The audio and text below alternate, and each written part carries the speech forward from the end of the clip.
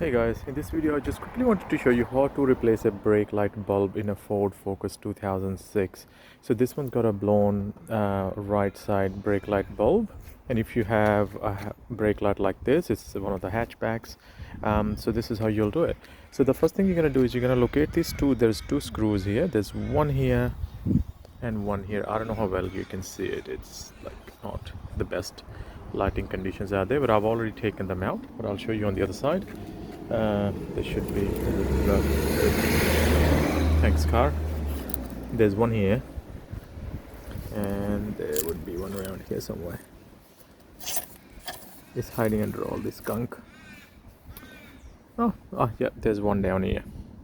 Right, so in my case here it was these, what did you call them, tamper proof screws. So yeah, make sure you have one of those bits, and then you just want to wiggle the light. As you can see, the assembly is coming off now. The matter is just taking it off the body panel. So I'm just going to put the camera down for a second.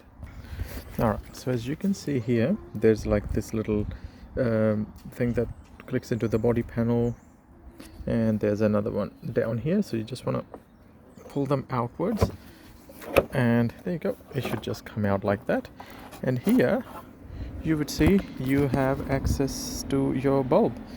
Sorry about all the mess underneath here, it's looking a bit gonky, but now at this point I don't know why, but it's already sort of looks like it's coming apart. So you normally just want to twist it anti-clockwise, and it should come out just like that, and that's it.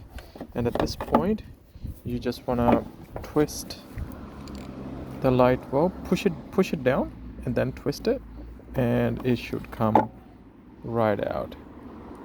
And this one is burned, so we're going to replace that, and hopefully that'll be it.